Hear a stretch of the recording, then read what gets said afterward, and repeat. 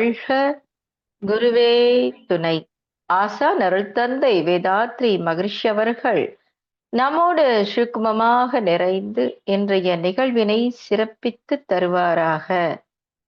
அற்புதமாக இந்த நிகழ்ச்சிகளை வழிநடத்தி கொண்டிருக்கும் நகிலேஷ் ஐயா அவர்களுக்கும், பாகிரதி அம்மா அவர்களுக்கும், உலக நல வாழ்த்து பாடவிருக்கும் புவனா அம்மா அவர்களுக்கும் என் மனமார்ந்த நன்றிகளும் வாழ்த்துகளும்.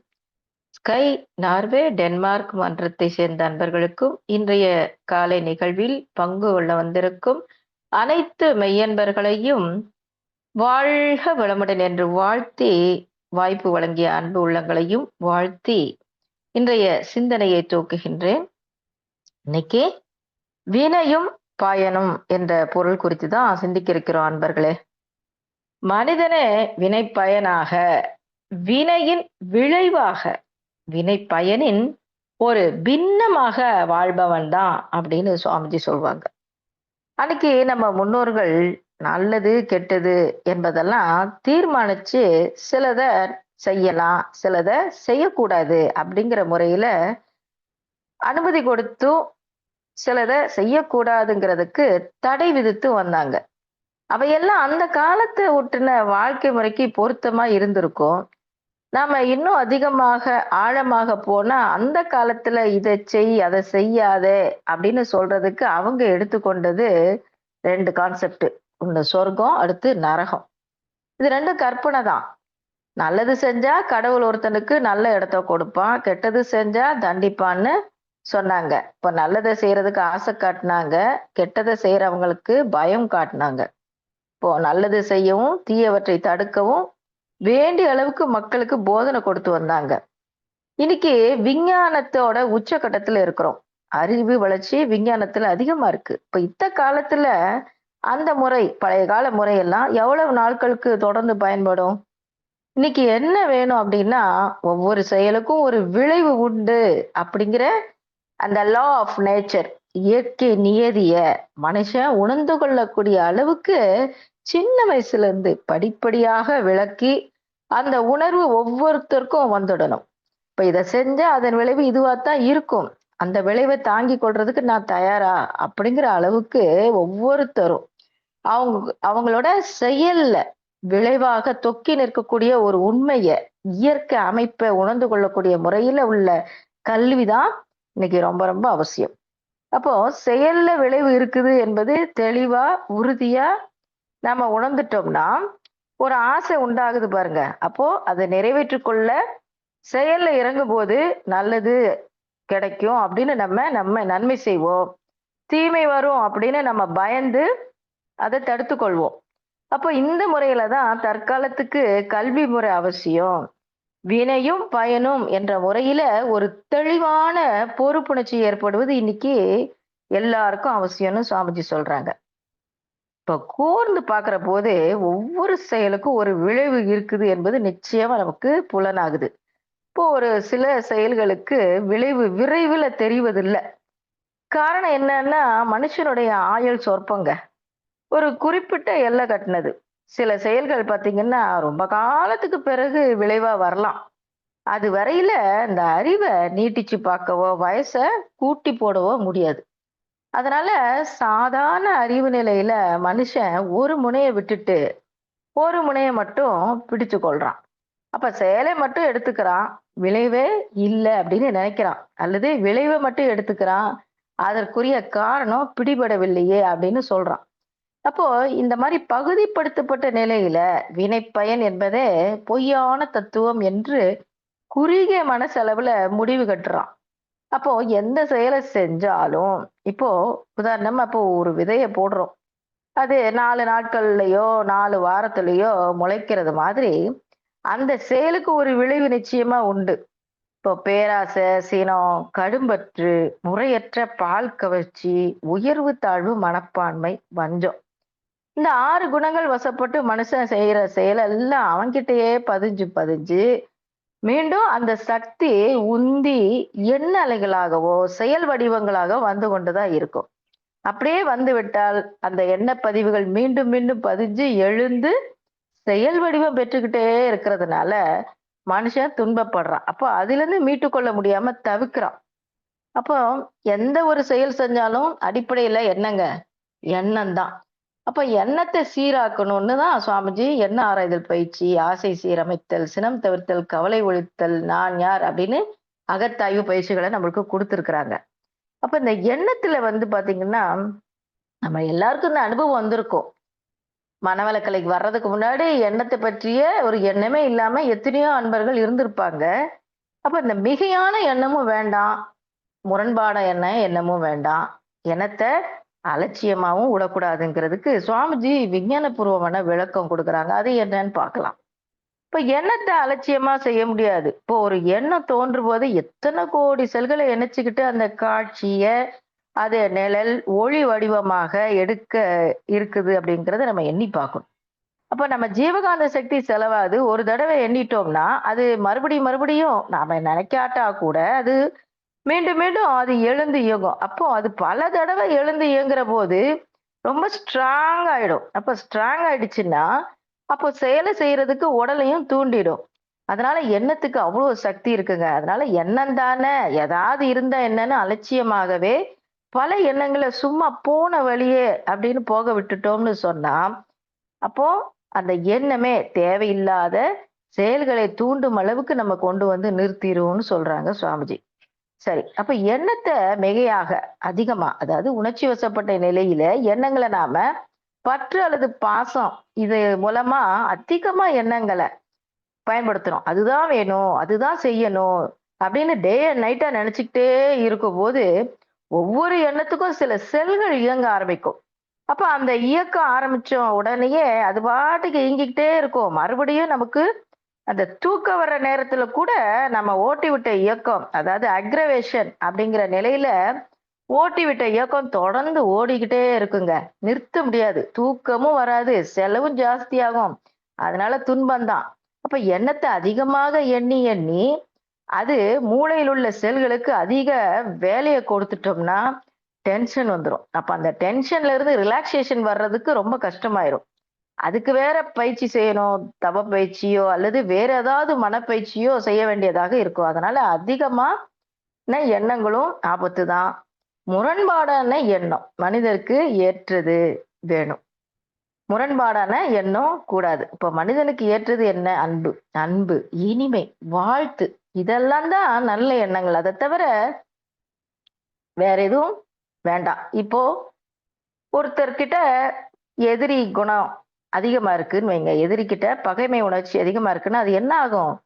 சாபம், வெறுப்பு இந்த மாதிரி முறையில எண்ணங்கள பயன்படுத்தும்போது, ஒருத்தர ஒ வெறுக்குறாங்க மனிதர்கள். அப்படின்னு வைத்துக் கொள்ளுங்க. அப்ப அந்த வெறுப்புணர்ச்சி என்பது உடலுக்கு ஒத்து போகாதது. அப்போ நம்மளுடைய எண்ணத்தின் மூலமாக உடம்ப பாய்சன் ஆக்கி விஷமாக்கக்கூடியது. இப்போ ஒருத்தர் கெடணும் அப்படின்னு நினைக்கிற போதே, அந்த மனுஷன் கெட்டு போறான். அப்ப எண்ணத்தினாலே பல தடவ அந்த எண்ணம் கெடணும், அவன் கெடணும் அப்படின்னு நினைச்சாலும், இங்க தான் அந்த எண்ணம் இருக்கே, அங்கேயா இருக்குது அப்படின்னு நினைக்கும் போதே, முதல்ல நினைக்கிறவங்களோட கருமையும் கெட்டு போகுது. அப்ப இந்த கெட்ட எண்ணம் தான் மறுபடியும் வெளியில பாயுது. அதுதான் முரண்பாடான எண்ணம். அறிவுக்கு பொருந்தாத எண்ணம். இப்போ வாழ்க்கையில நலமளிக்காத எண்ணம். அதனால எண்ணத்த சீரமைக்கணும். நல்ல எண்ணம் தான் பாசிட்டிவான தாட்ஸ் அப்படின்னு சொல்லுவாங்க. அதுதான் ஆக்கத்துறையில உள்ள எண்ணங்கள நாம நினைச்சு பழகணும். இப்போ மற்ற எண்ணங்கள தவிர்க்க முயற்சி செய்யணும். இப்போ பொதுவா ஒவ்வொரு மனுஷன் வாழ்க்கையிலும் இருக்கக்கூடிய மிகப்பெரிய நோக்கம் என்னங்க? நமக்கு வந்து என்ன பொதுவா படிக்கிறது, வேலைக்கு போறது, நிறைய பணம் சம்பாதிக்கிறது அப்படின்னு பல எண்ணங்கள் வரும். நோக்கம் இருக்கும். ஆனா மேக்ஸிமம் எல்லாரும் நினைக்கிறது என்னன்னா, நான் லைஃப் ஃபுல்லா எப்பவும் ஜாலியா இருக்கணும். எனக்கு கஷ்டமே வரக்கூடாதுன்னு சிலர் நினைப்பாங்க. ஆனா பல பேரு துன்பம் வந்தா கூட டக்குனு வில்லன் மாதிரி போயிரணும். நான் எப்பவுமே நல்லா இருக்கணும். இன்பம் தான் இருக்கணும்னு நினைப்பாங்க. இல்லையா? ஆனா நினைக்கிறோமே தவிர, இதற்கான காரணம் என்ன? ஏன் வந்து எனக்கு இன்பம் வருது? ஏன் துன்பம் வருது? அப்படிங்கிற காரணத்த தெரிஞ்சு சரி செய்யாத வர, நம்மளால என்ன பண்ண முடியாதுங்க? துன்பத்த மாற்றிக்கொள்ள முடியாது. இப்ப இந்த சிந்தனை நம்மள பல பேருக்கு இருக்குது. இல்லையா? ஆனா நம்ம சிந்திக்கலைனாலுமே, குழந்தையா இருக்கும் பொழுதே நமக்கு ஒரு கதை மூலமா இந்த சிந்தனைய சொல்லிக் குடுத்தாங்க அன்னைக்கு பெரியவங்க. நம்ம எல்லாருக்குமே ஞாபகம் இருக்கும். அப்பல்லாம் இப்ப நிலாவ பார்த்தா கூட நான் குழந்தையா இருக்கும்போது எங்க பாட்டிட்ட கேட்பேன். "அங்க என்ன பாட்டி வடை சுடுறாங்க" அப்படின்னு சொல்லுவாங்க. "அங்க போய் எதுக்கு வடை சுடுறாங்க?" அப்படின்னு சிந்திச்சோமே வழிய, எதிர்கேள்வி கேட்கல. அன்னைக்கெல்லாம் சொன்னத அப்படியே கேட்டுக்கிட்டே இருந்தோம். சரி. பாட்டி வடை சுட்ட காக்கா கதை நமக்கு ஞாபகம் இருக்கும். கதை படிக்கும்போது பெருசா நமக்கு தெரியாது. சின்ன பிள்ளையா இருக்கும்போது அப்படியே நம்ம கடந்து வந்திருப்போம். எவ்வளவு பெரிய சயின்ஸ் எவ்வளவு ஆழமா சொல்றாருங்க பாருங்க. ஒரு பாட்டி வந்து வடை சுடுறாங்க. காக்கா போய் பாட்டிக்கு தெரியாம வடைய திருடிட்டு வந்து மரத்து மேல உட்கார்ந்துக்குச்சு. அப்போ இந்த பக்கம் ஒரு நரி வருது. காக்கா நீ ரொம்ப அழகா இருக்க. நீ பாட்டு பாடுனா இன்னும் சூப்பரா இருக்கும். பாடு அப்படிங்குது. அப்போ இப்படி சொன்ன உடனே காக்கா என்ன பண்ணுது? காக்கான்னு கத்துது. வடை கீழ விழுந்துருச்சு. நரி எடுத்துட்டு போயிருது. இது ஏமாற்றம் யாருக்குங்க? காக்காய்க்கு. மீண்டும் கொஞ்ச நாள் பொறுத்து பாடத்திட்டத்த மாத்துறாங்க. இதே காக்கா பாட்டி கிட்ட போயி, "வடைய திருடல. பாட்டி, நான் உனக்கு விறகு எடுத்துட்டு வந்து குடுக்குறேன். அதுக்கு பதிலா சின்ன சின்ன சுள்ளிகள்லாம் இருக்குல்ல, அதெல்லாம் எடுத்துட்டு வந்து குடுக்குறேன். அதுக்கு பதிலா எனக்கு ஒரு வடைய கொடுங்க" அப்படின்னு சொல்லி உழைப்ப கொடுத்துட்டு ஒரு வடைய தூக்கிட்டு வந்து, அதே போல மரத்து மேல உட்கார்ந்திருக்கு. அந்த பக்கம் வந்த நரி, அத பிளான் பண்ணி ஒரு டயலாக் குடுக்குது. "நீ ரொம்ப அழகா இருக்க, சூப்பரா இருக்க, பாட்டு பாடு. இன்னும் சூப்பரா இருக்கும்" அப்படிங்குது. அப்போ இது விவரமான காக்கா மட்டும் இல்ல, ரொம்ப புத்திசாலி, அறிவான, அன்பான காக்கா. அப்போ நான் உழைச்சு இந்த வடைய வாங்கிட்டு வந்திருக்கேன். அதனால என்ன பண்ணுது? கால்ல வச்சுக்கிட்டு பாதி உடைச்சு, அந்த நரிக்கு பாதி குடுத்துட்டு, தான் பாதி வச்சுக்கிச்சு. ஏமாத்தணும்னு வந்த நரி ரொம்ப மெய் சிலுத்து போகுது. அதோட அன்ப நினைச்சு.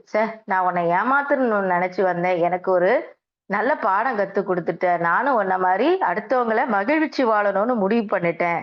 அப்படின்னு இந்த கதைய நம்ம இப்ப உள்ள குழந்தைங்களுக்கு சரியா மாத்தி சொன்னா நல்லா இருக்கும். சரி. இப்ப நம்மளுடைய செயல் சரியா இருந்தா விளைவு சரியா இருக்கும். செயல்ல தவறு இருந்தா விளைவுல நிச்சயம் தவறு இருக்கும் என்பத இப்ப இந்த அழகான கதை மூலமா நம்ம இப்ப பதிவு செஞ்சிருக்கிறோம். இப்ப நம்மளோட கேள்வி என்ன அப்படின்னா, நான் செயல் செய்றேன். விளைவு கொடுக்கிறது யாரு? இது ஒரு ஆழமான சிந்தனை. சுவாமிஜி சொல்றாங்க பாருங்க. "செயலிலே விளைவாக தெய்வ ஒழுங்கு அமைப்பிருக்க இறைவன் தான் என்னுடைய செயலுக்கான விளைவாக ஒழுங்கு அமைப்பா இருக்கிறான்." அப்படிங்கிறத மிக அழகா பதிவு செய்வாங்க. அப்போ செயலிலே விளைவாக தெய்வ ஒழுங்கு அமைப்பிருக்க பயன் என்ன? "தவறிழைத்து பின் பரமனை வேண்டுவதால்" அப்படின்னு சொல்லுவாங்க. இப்போ இந்த கான்செப்ட இன்னொரு பாடல்ல ஒப்பிட்டு பார்க்கலாம். இப்போ கண்ணதாசனோட பாடல் நம்ம எல்லாருக்குமே பிடிக்கும். அவர் இந்த செயல் விளைவு கான்செப்ட சொல்லியிருப்பார். ஒரு மனிதனும் கடவுளும் கான்வர்சேஷன் பண்றாங்க. எப்படி அந்த பாட்டு ஸ்டார்ட் ஆகுது பாருங்க. மனுஷன் கேட்கிறான். "பிறப்பில் வருவது யாதெனக் கேட்டேன். பிறந்து பாரென இறைவன் பணித்தான். படிப்பெனப்படுவது யாதெனக் கேட்டேன். படித்துப் பாரென இறைவன் பணித்தான். அறிவெனப்படுவது யாதெனக் கேட்டேன். அறிந்து பாரென இறைவன் பணித்தான். வறுமை என்பது யாதெனக் கேட்டேன். வாடிப் பாரென இறைவன் பணித்தான். மனையாளின் சுகம் என்பது யாதெனக் கேட்டேன். மணந்து பாரென இறைவன் பணித்தான். மரணத்தின் பின்னே அது யாதெனக் கேட்டேன். மரணித்துப் பாரென இறைவன் பணித்தான். அனைத்தையுமே நானே அனுபவித்தே அறிய வேண்டுமெனில், ஆண்டவனே நீ எதற்கு? எனக்கு எல்லாத்தையும் நீயே பண்ணுன்னு சொல்றியே. அப்போ நீ என்ன பண்ற?" அப்படின்னு கேட்டாராம். இப்போ கண்ணதாசன் அதுக்கு பதில் சொல்றாரு. அடுத்த லைனு, "ஆண்டவன் சற்றே அருகில் வந்து, அந்த அனுபவமே நான் தானடா" அப்படின்னு சொல்றாராம். அப்போ செயல் நீ செய்ற, விளைவை கொடுக்கிறது யாருங்க? இறைவன். சுவாமிஜி எழுதுறாங்க ஒரு கவியில, "மாசற்ற ஒளி ஊடே மறைந்திருக்கும் இருள் போல ஈசன் அறிவில் இருக்கும் நிலைன்னு" சொல்றாங்க. அப்போ இங்க வெளிச்சம் இருக்கு. வெளிச்சத்துக்குள்ள இருள் இருப்பது என்பது உண்மைதானே? இல்லையா? சத்தியம். வெளிச்சத்துக்குள் இருள் இருப்பது எப்படி சத்தியமோ, இறைவன் இல்லாத இடமே இல்ல. தூணிலும் இருப்பான், துரும்பிலும் இருப்பான். 24 ஹவர்ஸும் நம்மள வாட்ச் பண்ணிக்கிட்டே, அந்தந்த பீரியடுக்கு தகுந்த மாரி விளைவ கொடுத்துக்கிட்டே இருப்பான். இதுதான் உண்மை. இப்போ இப்போ ஆபீஸ்லலாம் பார்த்தீங்கன்னா, கேமரா மாட்டியிருப்பாங்க. அங்க இருக்கிற வேலை செய்யற பணியாளர்களுக்கு மிகப்பெரிய அறிவு குறைபாடு என்னன்னா, இந்த கேமரா மட்டும் தான் என்ன கண்காணிச்சிட்டு இருக்கு. இதுக்கு முன்னாடி நான் செயல் சரியா செஞ்சா போதும். கேமராவ தாண்டி அந்த பக்கம் போயிட்டா என்ன பார்க்க யாருமே இல்ல. நான் எப்படி வேணாலும் செய்யலாம். அப்படின்னு நினைக்கிறதுக்கு தான் இந்த உலகத்துல இருக்கக்கூடிய மிகப்பெரிய அறியாமை. இப்ப இவ்வளவு அறியாமை நமக்கு இருக்குங்கிறத தெரிந்துதான் திருமூலர் அந்த காலத்திலேயே ஒரு அழகான கவியில சொல்றாரு. திருமந்திரத்துல, "கண்காணி இல்லை என்று கள்ளம் பல செய்வார். கண்காணி இல்லா இடம் இல்லை. காணுங்கால் கண்காணிக்கே கலந்து எங்கும் நின்றானை கண்காணி கண்டார் கள ஒழிந்தாரே." இப்போ யார் ஒருத்தருக்கு இறைவன் கவனிக்கிறான் என்ற உணர்வு வருதோ அன்னைக்குதான் என்ன பண்ண முடியுங்க, செயல்ல மாற்றம் இருக்கும். அப்ப இதுல இருந்து நமக்கு என்ன புரியுது? நம்மளுடைய முன்னோர்கள் நம்ம செஞ்ச எண்ணம், சொல், செயல் எனக்கோ என் சந்ததிக்கோ சமுதாயத்துக்கோ விளைவாக மாறுது. அப்போ நம்மளுடைய பதிவு என்பது நமக்கு மட்டும் இல்ல, நம்ம சமுதாயத்திலயும் நல்ல மாற்றத்தை உருவாக்கணும் அப்படிங்கிற ஆழ்ந்த புரிதல் நமக்கு இருக்கணும். சரி. இப்போ இந்த விளைவுக்கு காரணம் செயல். அது ஓகே. அப்ப அது கிளியரா நம்ம புரிஞ்சுட்டோம். செயலுக்கு காரணம் எது? இப்ப நான் ஒரு செயல் பண்ணணும்னா, அதுக்கு காரணம் எது அப்படின்னு ஆராய்ச்சி செய்தோம்னா, இப்போ ஒரு நிலம் இருக்குன்னா, நிலத்துல ஒரு செடி வளர நாம விதை போடுவது போல, நம் மனம் அப்படிங்கிற நிலத்துல நாம போடுற எண்ணங்கள் தான் செயலா மாறுது. அப்ப செயல் தான் விளைவா மாறுது. மகரிஷி 1000க்கு மேற்பட்ட கவிதைகள்ல சொல்றாங்க. ஆ அவரோட வாழ்க்கை வரலாறு படிச்சா நமக்கு தெரியும். 1959ல அவர் எழுதுறாரு. அவரோட வாழ்க்கை சூழ்நிலைய மாத்தணும்னு நெனைக்கிறாரு. அவருக்கு நெறைய நல்ல செயல் செய்யணுங்கிற நோக்கம் இருக்குது. அப்ப நல்ல நல்ல விளைவு வரும் அப்படிங்கிற ஒரு தீர்க்க தரிசனமும் இருந்திருக்கு. அப்ப அதெல்லாம் அடையறதுக்கு நான் முதல்ல என்ன செய்யணும்னு நெனைக்கிறாரு. அப்போ எண்ணத்த பதிவு செய்யணும்னு முடிவு செய்றாங்க. 1959ல எழுதின பாட்டு ரொம்ப அழகா சொல்லியிருப்பாங்க. "செல்வத்தில் சிறந்திடுவேன் உலகோர் என்னை சிறந்த தத்துவ ஞானி என்று போற்றும் நல்ல பெரும் புகழடைவேன். என் திட்டத்தை நாடனைத்தும் உள்ள பெரும் தலைவர்கள் ஏற்று அல்லும் பகலும் சிந்தித்து அவற்றை மக்கள் அன்பு நெறியில் வாழ அமுல் செய்வார்கள். வல்லமையோடு அறிவு உடல் வளம் உயர்ந்து வாழ்ந்திடுவேன். உலகிற்கே தொண்டு செய்வேன்." எவ்வளவு அருமையான பதிவு பாத்தீங்களா? இன்னைக்கு இது எல்லாமே செயலா மாறி இருக்குன்னா காரணம் எண்ணத்தோட வலிமை. அப்ப நம்ம என்ன செயலாக மாறி செயல் விளைவாக மாறுது. அப்ப இந்த தத்துவம் நம்ம ஆழமா புரிஞ்சுக்கிடணும். அன்னைக்கெல்லாம் நிறைய கதைகள், இதிகாசங்கள், புராணங்கள் எதை எடுத்தாலும் அந்த செயல் கான்செப்ட் ரொம்ப கண்டிப்பா இருக்கும். அப்போ இந்த தத்துவங்கள நம்ம நல்லா புரிஞ்சு லைஃப்ல ஃபாலோ பண்ணும்போது கண்டிப்பா நம்மளுக்கு நெறைய டவுட் வரும். அதுல ஒரு முக்கியமான டவுட்டு. எல்லாருமே கர்ணன் சினிமா அந்த காலத்துல பார்த்திருப்போம். அந்த மகாபாரத போர்ல ஒரு காட்சி அமைப்பு இருக்கும். நெறைய காட்சிகள் நம்ம மனச இம்ப்ரெஸ் பண்ணியிருக்கோம். அதுல ஒரு உருக்கமான காட்சி. போர் நடக்குது. இப்போ எல்லாரும் முடிஞ்சா விஷுவலைஸ் பண்ணி பாருங்க. போர் நடக்கும்போது பார்த்தீங்கன்னா, கிருஷ்ணர் வந்து ஒவ்வொருத்தரா தனித்தனியா சந்திச்சு, "நீ வாழ்க்கையில இந்த தவறெல்லாம் செய்திருக்கிற. திருத்திக்கோ" அப்படின்னு அட்வைஸ் பண்ணிட்டே வர்றாரு. அப்ப அந்த அட்வைஸ் பண்ணும்போது கர்ணனுக்கும், கிருஷ்ணனுக்குமான உரையாடல் ரொம்ப இம்ப்ரெஸ் பண்ணுச்சு. அந்த காட்சி எத்தன தடவ நம்ம அத பார்த்தாலும், கண்ணுல நமக்கு தண்ணீர் வரும். அப்ப அந்த காட்சி அமைப்ப இப்ப கற்பனை பண்ணி பார்ப்போம். இப்போ கர்ணன் கிட்ட கிருஷ்ணர் பேசுறாரு. "நீ வாழ்க்கையில இந்தந்த இடத்துல இவ்ளோ பெரிய தவறெல்லாம் செய்திருக்க. அதனால நீ இப்ப மரணத்தை ஏத்துக்கிட்டு தான் ஆகணும்." அப்படிங்கிற ஒரு அட்வைஸ் குடுக்குறார். இப்ப கர்ணனுக்கு புரியுது. ஏன்னா பேசிக்காவே கர்ணன் ரொம்ப நல்லவன் தான். அவருக்கு புரியுது. இந்த தவறு செஞ்சிருக்கிறேன் அப்படிங்கிறத ஒத்துக்கிறாரு. நான் மரணத்தை ஏத்துக்கிறேன்னு சொல்றாரு. ஆனா எனக்கு ஒரு கேள்வி ஆண்டவனே அப்படின்னு கேட்கிறாரு. நீங்க சொன்னது போல நான் மரணத்தை ஏத்துக்கிறேன். ஆனா இந்த பிறவியில நான் எவ்வளவு கஷ்டப்பட்டு என்னுடைய திறமைகளை எல்லாம் வளர்த்திருக்கிறேன். எனக்குள்ள இருக்கும் திறமைக்கான, வீரத்துக்கான அங்கீகாரம் என்பது எனக்கு கிடைக்கவே கிடைக்காதா? இறைவா அப்படின்னு ஏக்கமா இறைவன பார்த்து கேட்கிறாரு. இப்போ நம்மளுடைய வாழ்க்கையில நெறைய பேர் இந்த மாரி கடவுள பார்த்து பக்தி மார்க்கத்துல இருக்கும்போது, நம்ம பலமுறை இந்த மாரி கேள்விகள கோயிலெல்லாம் போய் கேட்டிருப்போம். சரி. இப்போ கிருஷ்ணரோட பதில் என்னவா இருக்கும்? கிருஷ்ணர் எப்படி சொல்றாரு பாருங்க. "நான் கடவுளாகவே இருந்தாலும், நீ செய்த தர்மங்கள உன்கிட்ட இருந்து பறிச்ச பிறகு, உன் தேர் சக்கரம் சேத்துல சிக்குன போது, நீ கையில் ஆயுதம் ஏந்தாத வேளையில், நீ கற்ற வித்தைகளை எல்லாம் மறந்த வேளையில் கிட்டியது நல்லதொரு சந்தர்ப்பம் என உன்னை வதைக்க முற்படுகிறோமே கர்ணா, இதுவல்லவா உன் வீரத்திற்கான அங்கீகாரம், எதிர்கால வரலாறு அப்படின்னு சொல்றாரு. கர்ணன் மிகப்பெரிய மாவீரன் என்றல்லவா பேசும் அப்படின்னு பதிவு பண்றாரு.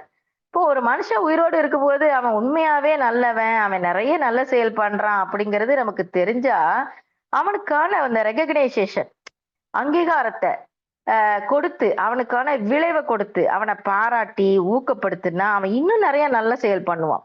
ஆனா அவன் இருக்கும்போது, இறைவா யாருமே கண்டுக்க மாட்டேங்கிறாங்க. ஆனா இறந்ததுக்கு அப்புறமா அவன் யார் தெரியுமா, அவன் எப்படி வாழ்ந்தான் தெரியுமா, அவன் எவ்வளவு நல்லவன் தெரியுமா அப்படின்னு சொல்றாங்க. இப்ப மரணத்துக்கு பின்னான அங்கீகாரம், அந்த விளைவு என்பது ஆன்மாவிற்கு எந்த நிலையை கொடுக்கும் அப்படின்னு பல மாறு நம்ம யோசிச்சிருப்போம். அப்ப இந்த விளைவு இப்போ நாம அனுபவிக்கலாம். அது பிரச்சனை இல்ல. அப்ப மரணத்துக்கு பிறகான அங்கீகாரம் ஆன்மா எந்தெந்த நிலையை அடையுது? அப்ப பல கோணத்துல இதை யோசிச்சு பார்க்கலாம். ஏதாவது ஒரு வகையில கண்டிப்பா தெளிவுபடுத்துவாங்க சுவாமிஜி. அப்படின்னு ரொம்ப நாள் யோசிச்சுட்டு இருந்தப்ப, ஒரு நாள் மகரிஷி எழுதியிருக்காங்க. அந்த ஒரு ஏதோ ஒரு புத்தகத்துல படிச்சு, அது உங்ககிட்ட ஷேர் பண்றேன். ஒரு ஆன்மா பருவுடல்ல இருக்கும்போது செஞ்ச செயலுக்கான அங்கீகாரம் அந்த ஆன்மாவின் சிற்றின்பத்திற்கு காரணமே ஆகுமேயானால், அந்த ஆன்மா பரு உடலை விட்டு வெளியேறின பிறகு அதற்கு கிடைக்கும் ஒவ்வொரு அங்கீகாரமும் அந்த ஆன்மா தூய்மை பெற்று இறை உணர்வு என்ற மிக உயர்ந்த நிலையை எட்டும் அப்படின்னு சொல்றாரு. ஒரு வினையும் வீண் போகா, உள்ளடங்கி பின் விளைவாகும்னு சொல்றாங்க. அப்போ இங்க எதுவுமே வேஸ்ட் கிடையாது. நான் நினைச்சுக்கிறேன் எனக்கு வரலன்னு. ஆனா காலத்தால் வரும் என்பதை ரொம்ப அழகா பதிவு செய்யறாங்க மகரிஷி. சுவாமிஜியோட வாழ்க்கையை நம்ம யோசிச்சு பார்ப்போம். அவரோட வாழ்க்கையில நம்ம பல இடத்தை பார்க்கலாம். அன்னைக்கு ஒவ்வொரு வீடா போய் தீட்சை கொடுத்தாங்க சுவாமிஜி. அன்னைக்கு செயல் செஞ்சாங்க. ஆனா அன்னைக்கு அவருக்கு முழுமையான அங்கீகாரம் அகரமத்துல கிடைக்கல. ஆனா அவர் கொஞ்சம் கூட சோர்வடையல. இன்னைக்கு எத்தனையோ லட்சம் பேர் தீட்சை பெற்று பயன்பெற்று சுவாமிஜியை பாராட்டுறாங்க, புகழ்றாங்க. சாமிஜிக்கான அங்கீகாரம் கிடைக்குதுன்னா இது அனைத்தும் அங்கீகாரம் யாருக்குரியதுங்க? சுவாமிஜியோட ஆன்மா ஒருத்தருக்கு தான் உரியது. அப்போ அவருடைய செயலுக்கான அங்கீகாரம் இன்னைக்கு கிடைச்சதுனால இது அவருக்கானது. இப்ப அவர் பரு உடல்ல இல்ல, ஆனா சுக்குவமா இருக்கிறாங்க. அவர் இல்லைன்னு சொல்ல முடியாது. அப்ப அந்த ஆன்மாவுக்கான அங்கீகாரம் தான். சரி, இப்போ வரலாற்றுல இன்னொரு ஒரு பெரிய நபரை பத்தி பார்ப்போம். இப்ப கார்ல் மார்க்ஸ் பத்தி கேள்விப்பட்டிருப்போம். மூலதனம்னு 3 புக்கு எழுதினாராம் அந்த காலத்துல. அப்போ ஒரு புக்கு மட்டும்தான் அவர் உயிரோடு இருக்கும்போது பப்ளிஷ் பண்ணாங்க. மரணத்துக்கு அப்புறம் தான் அது பப்ளிஷ் ஆச்சாம். அப்ப அந்த விளைவு அவர் சந்திக்கவே இல்ல. ஆனா புக் ரிலீஸ் ஆனது, அது சாரி பப்ளிஷ் ஆனதுக்கு அப்புறம் உலகத்துல எவ்வளவு பெரிய மாற்றம் உருவாச்சு நம்ம எல்லாருக்கும் தெரியும். மிகப்பெரிய பொருளாதார மாற்றத்தை உருவாக்கிய அந்த மூலதனங்கிற புத்தகம் படிச்சு பயன்பெற்று பாராட்ட பெற்ற மக்கள் தெரிவிக்கிறாங்கன்னா எல்லாமே அந்த காரல் மார்க்ஸ்க்கு கிடைத்த அங்கீகாரம் தான். அப்போ அவரோட ஆன்மை தூய்மை அடைவதற்கு காரணம். அதே மாதிரி வரலாற்றுல சிறப்புமிக்க ஒரு சரித்திர சான்றை நான் அடுத்து உங்ககிட்ட பகிர்ந்துக்கிறேன். இப்ப கங்கை ஆறு எப்படி வந்துச்சுன்னு நம்ம என்னைக்காவது யோசிச்சிருக்கோமா? அதுக்கு சுவாமிஜி அழகா ஒரு விளக்கம் கொடுக்குறாங்க. அந்த காலத்துல வடநாட்டுல ஒரு ராஜா இருந்தாராம். அவர் பேரு பகீரதன். அவர் இமயமலை சாரல சுத்தி பார்த்துட்டே வரும்போது ஒரு இடத்துல பனிக்கட்டி எல்லாம் கரைஞ்சு நீரா ஓடிக்கிட்டு இருக்கிறத பார்த்தாராம். அப்ப இந்த தண்ணீரை திருப்பி விட்டா எப்படி இருக்கும்? இந்தியாவுல வங்காளம் வரைக்கும் போகக்கூடிய நீரோட்டம் இருக்குது. அப்ப இதை நாம செஞ்சா என்ன அப்படின்னு யோசிச்சாராம். அந்த யோசனையின் விளைவா பல பேர் ஒத்துழைப்பு கொடுத்திருக்காங்க அவருக்கு அந்த காலத்துல. சரியான நபர்களை எல்லாம் கொண்டு அந்த தடையை நீக்கிட்டாராம். இப்ப மறுபக்கம் தண்ணீரை திருப்பி விட்டுட்டாரு. நீர் கங்கை ஆறா ஓடிச்சு. அத போன்ற செயல் செய்ய திறமை யாருக்கு இல்ல? எல்லார்கிட்ட இருக்கு. அதனால என்னால் என்ன செய்ய முடியும்? என்கிட்ட என்னென்ன சக்தி இருக்குது அப்படிங்கிறத நினைச்சு அதுல துணிஞ்சு நிற்கணும்னு சொல்றாங்க சுவாமிஜி. இதுதான் இருந்தாலும் மறைந்தாலும் பேர் சொல்ல வேண்டும், இவர் போல யார் என்று ஊர் செல்ல வேண்டும்னு நம்ம கண்ணதாசனோட பாடல்ல நம்ம கேட்டிருப்போம். இப்ப நம்ம நினைக்கலாம், ஒருத்தர் சோசியல் சர்வீஸ் பண்றாரு, அப்போ அப்படின்னா மரணத்துக்கு அப்புறமும் அவங்களுக்கு அங்கீகாரம் கிடைக்கும், விளைவு கிடைக்கும். ஆனா நம்மள மாதிரி ஃபேமிலி லைஃப்ல சாதாரண ஒர்க் பண்றோம், வீட்டுல செய்யறோம், வெளியில செய்யறோம். அப்போ நம்மளுக்கெல்லாம் எப்படி விளைவு கிடைக்கும் அப்படின்னு ஒரு டவுட் வரும். நம்ம ஆழமா ஒரு விஷயத்த புரிஞ்சுக்கணும். இப்ப வீட்டுல சமையல் செய்யறதுல ஆரம்பிச்சு சோசியல் சர்வீஸ் வரைக்கும் மத்தவங்க நன்மைக்காக அர்ப்பணிப்பு உணர்வோட எந்தவித எதிர்பார்ப்பும் இல்லாம செய்யும் எல்லா செயல்களுமே ஆன்மாவின் தூய்மையை அதிகப்படுத்தும் அப்படிங்கிறத நாம நல்லா புரிஞ்சுக்கிடணும். தனக்கோ பிறருக்கோ தற்காலத்துக்கோ பிற்காலத்துக்கோ உடலுக்கோ மனதுக்கோ தீங்கு தராத எண்ணம் சொல் செயல் இவையெல்லாம் ஆன்மாவை தூய்மைப்படுத்தும். தீங்கு தரும் எண்ணம் சொல் செயல் ஆன்மாவை கழகப்படுத்தும். அப்ப இந்த ரெண்டு கான்செப்ட் தான். அப்ப பிறவி எடுத்தது ஆன்மாவை தூய்மைப்படுத்திக்கிறதுக்கு தான் அப்படிங்கிற புரிதல் வந்துருச்சுன்னா செயல்கள் எப்படி இருக்குங்க? தூய்மையா இருக்கும். சுவாமிஜி சொல்றாங்க, வினைப்பதிவாம் சுமையை விடுத்து தூய்மை பெறவே நினைவாய் உடல் எடுத்தேன். நிலைமைது விழுந்த பின்னே என்னை மறந்தேன், எந்தன் வினை மறந்தேன். இறைவா, உன்னை மறந்தேன். ஆனால் நீ உள் நிறைந்து என்னை மீட்டு இன்ப ஊற்றாய் நிறைந்த இறைவான்னு சொல்றாங்க. அப்போ இதுல நம்ம ஆழமா புரிஞ்சுக்க வேண்டியது என்னன்னா, செயல் என்பது ஆன்மாவின் தூய்மைக்காக செய்யப்படுவது ஒரு அதுதான். அது வந்து புகழுக்காகவோ பேருக்காகவோ செய்யறேன் அப்படிங்கிற கான்செப்டை நம்ம விட்டுட்டு என் ஆன்மாவை நான் கழுவுறேன், ஆன்மாவை நான் சுத்தப்படுத்துறேன். இந்த பிறவியை விட்டு ஆன்மாவை தூய்மை பண்றதுக்கான வழி எனக்கு கிடைக்கவே கிடைக்காது அப்படிங்கிற புரிதல் நம்ம ஆழமா புரிஞ்சுக்கிடணும். அப்ப இத புரிஞ்சுக்கிட்டா மகரிஷி கொடுத்த எல்லா பயிற்சிகளையும் நாம சிறப்பா செய்து லைஃப்ல அப்படியே கடைபிடிக்கும் போது செயலுக்கு தகுந்த விளைவு அப்படிங்கிற தத்துவத்துப்படி வாழ்ந்துகிட்டே போறோம்னு வைங்களேன். அப்போ பல நேரத்துல இன்பம் வரும், அப்பப்ப சில சறுக்குகள் துன்பங்கள் வரும். இப்படியே மாறி மாறி மேக்சிமம் நம்ம அனுபவிப்போம். அப்ப என்ன பண்றோம்? இன்பம் வந்தா இது என்னால நான் பண்ணதுனால அப்படின்னு நம்ம நல்லா தட்டி நம்மள பெருமையா சொல்லிக்குவோம். ஆனா துன்பம் வருது அப்படிங்கும்போது மத்தவங்க தலையில அந்த பழிய போட்டு சிக்கலை பெருசாக்கிடுவோம். இப்போ மன உளைச்சலுக்கு ஆளாகி நிறைய பேர் ஆர்ப்பாட்டம் பண்ணி துன்பத்தை மேலும் அதிகப்படுத்திக்குவாங்க. அப்போ ஆழமா ஒரு விஷயத்தை நம்ம புரிஞ்சுக்கணும். கொடுப்பதெல்லாம் இறைவனே அப்படின்னு ஏற்றுக்கொண்டு விட்டால் கிடைப்பது எதுவும் தாழ்வானது கிடையாது. அப்ப இன்பமா இருந்தா என்ன, துன்பமா இருந்தா என்ன, இறைவன் தான் கொடுக்கிறான். அப்ப நான் இரண்டையும் சமமா பார்க்கிற பக்குவமான மனநிலை நாம வளர்த்துக்கிடணும். அப்ப இன்பத்தை சுவாமிஜி ஒரு கவியில சிறப்பா சொல்லுவாங்க, இன்பத்தை லாபத்தை புகழை இறைவன் அளிக்கும் வரமாக ஏற்றுக்கொள்ளும் நாம் துன்பத்தை இகழை நஷ்டத்தை இறைவன் கொடுக்கும் எச்சரிக்கையாக பார்க்கணும். இறைவனோட வார்னிங் மெசேஜ் வந்துருச்சுன்னு உடைஞ்சு போக வேண்டாம். நம்ம ஏதோ தப்பு பண்ணியிருக்கோம், அப்ப நம்ம திருத்தி கொண்டு இறைவன் நம்மள வலிமையுள்ள ஆத்மாவாக உயர்த்துறான் அப்படின்னு நம்ம அந்த அர்த்தத்தை புரிஞ்சுக்கிடணும். இப்போ உடம்புல ஒரு இடத்துல வலிக்குது, வலி நல்லதா கெட்டதா? வலி நல்லது. ஏன் வலி நல்லது? உடம்புல இருக்கிற பிரச்சனைய வலி வந்தாதான் தெரிஞ்சுக்க முடியும். அப்பதான் நம்ம சரி பண்ண முடியும். எனக்கு வலிக்கவே கூடாதுன்னா உடம்புல இருக்கிற பிரச்சனை எனக்கு என்ன ஆகுங்க? தெரியவே தெரியாது. அப்ப எனக்கு வரக்கூடிய ஒவ்வொரு துன்பமும் என்ன திருத்திக் கொள்றதுக்கான வாய்ப்பா தான் நான் பார்க்கணுமே தவிர இறைவன் கொடுக்கும் தண்டனையாக எடுத்துக்கொள்ளக்கூடாது. அப்ப நான் என்ன பண்ணணும்? எனக்கு ஒரு துன்பம் வருது அப்படின்னா நான் ஏதோ தப்பு பண்ணிட்டேன், என்னோட செயல்ல நான் திருத்தம் பண்ணிக்கொள்ளணும். இப்போ நான் சரி பண்ணணும்னு ஆராய்ச்சி பண்றதை விட்டுட்டு நான் எப்பயுமே பெர்ஃபெக்ட், நான் எல்லாருமே நம்ம ஒவ்வொருத்தருமே பல நேரத்துல நினைக்கிறது நான் எப்பயுமே நல்ல செயல் தான் செய்வேன் அப்படிங்கிறது. அப்ப நம்ம எல்லாரும் மனுஷங்க தான். கண்டிப்பா நமக்கும் அப்பப்ப சின்ன சின்ன தவறுகள் வரும். அதை ஒத்துக்கிட்டு செயல்ல என்ன வரணுங்க? திருத்தம் தான் வரணும். வினை இல்லா விளைவும் இல்லை, விளைவு இல்லா வினையும் இல்லை. ஆகவே விளைவை கணித்து கொண்டு செயல் செய்யக்கூடிய திறமையை வளர்த்து கொள்ளணும்.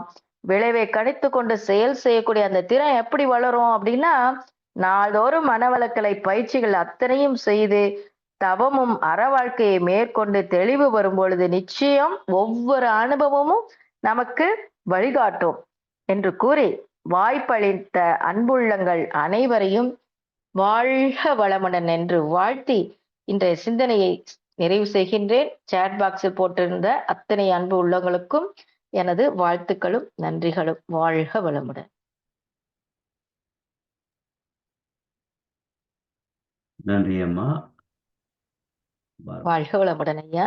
வாழ்க வளமுடன். நீ ரெக்கார்டிங் நிப்பாட்டிட்டு வா.